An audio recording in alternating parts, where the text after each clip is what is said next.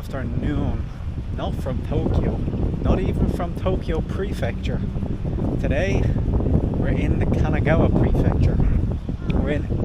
Technically we're in Fujisawa, but we're really going to the island of Enoshima, which you can see over here.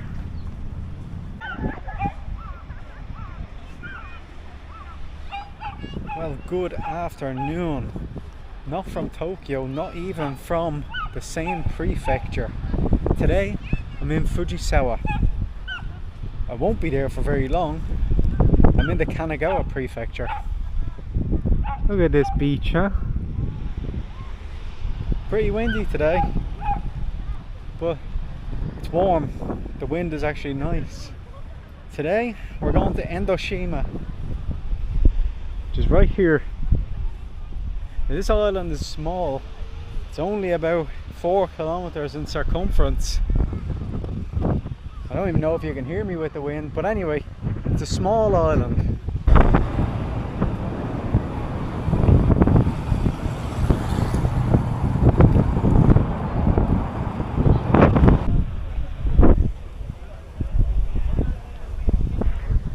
So let me tell you a little bit about this island, okay? The whole island, first of all, is dedicated to the goddess of music and entertainment, and she supposedly made it rise out of the sea in the 6th century, so obviously that's why it's dedicated to her. But anyway, let me tell you a little bit about it. So during the Edo period, from the 1600s to the late 1800s, Buddhism and Shintoism were intertwined, so they were celebrated at the same places. The Shintoists was believed that the Shinto gods were reincarnations of the Buddha, and, you know, so it was intertwined. It was part of life. They were both connected. But as Confucianism started to spread and more people were reading more about ancient Japanese, the history, so a Shinto-led kind of nationalist movement started to rise and started to lead into like a anti-Buddhist belief that was starting to grow kind of towards the end of the 1700s into the 1800s. So when Meiji started the Meiji Restoration in 1868, he brought in a rule that separated Shinto shrines from Buddhist temples. They were forcibly separated, and this led to a big, violent, anti-Buddhist Shinto-led movement. So it caused thousands of temples to be shut down, books burned, statues melted. Buddhist monks had to either leave and get a normal job or become Shinto priests. It was pretty bad at the time to be a Buddhist. But that didn't last very long, because even now you see Buddhist temples that have small Shinto shrines kind of in there, so it didn't last as long as he had hoped. So we're going to enter the main street of Enoshima now. Now it's a small island, as I said, 4 kilometers of circumference, so there's not much to see. A lot of it is mountains.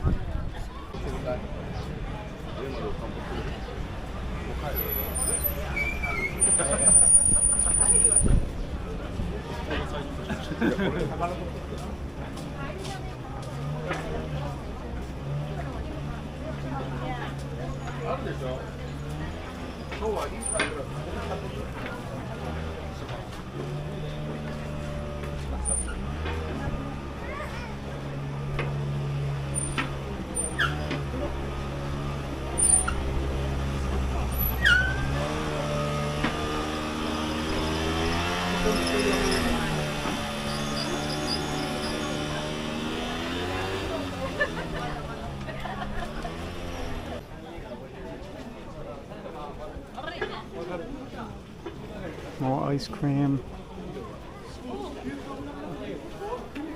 Oh no, dango. Oh no.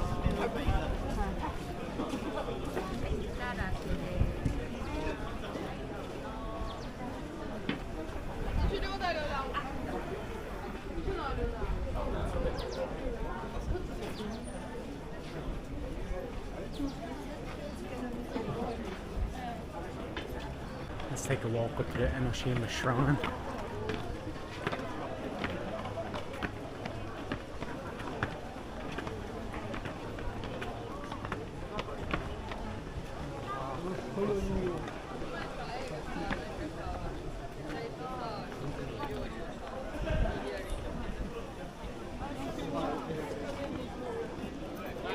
You can pay to get a lift up to the top.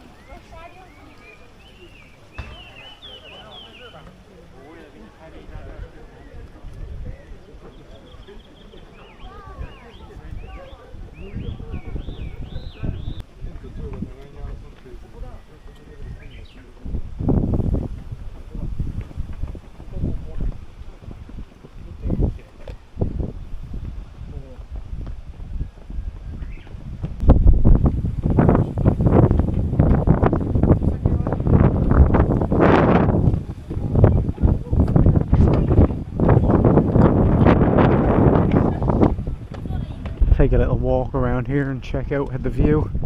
I think it's just a view of where I came from, the train station, where the bridge was.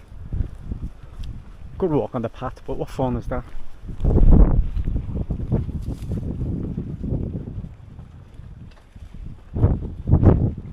Yeah, you can see the bridge over here.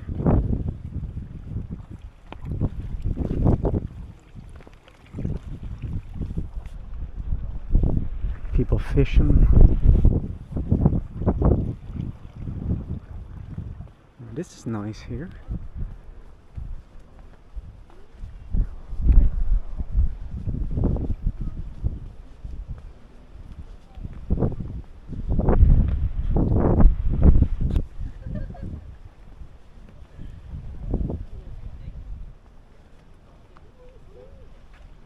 Now, there's a reason that I was telling you about that Buddhist and Shinto kind of split in the 1800s.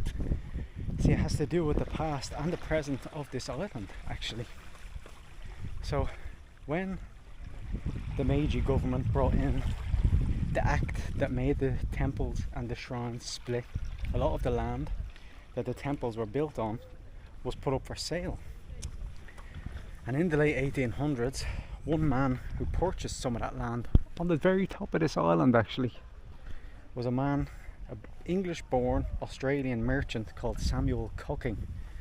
Don't laugh at his name, it's not his fault.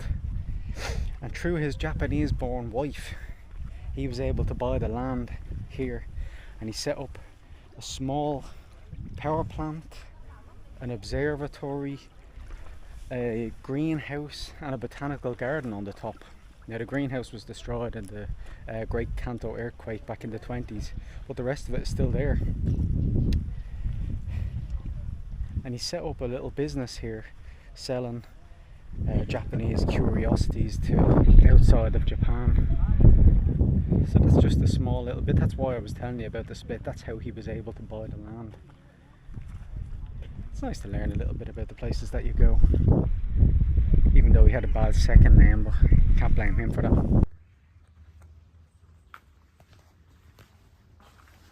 I'm not going in here.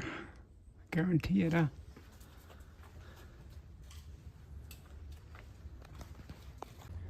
Well, I had stopped recording, but I had to bloody come across an obstacle course all around the side. I wasn't expecting that. Jesus. Oh, bloody hell. If I die here, it's my own fault to use this rope to get down there. And when I say obstacle course, I'm not actually joking. There's ropes and everything. Ladders.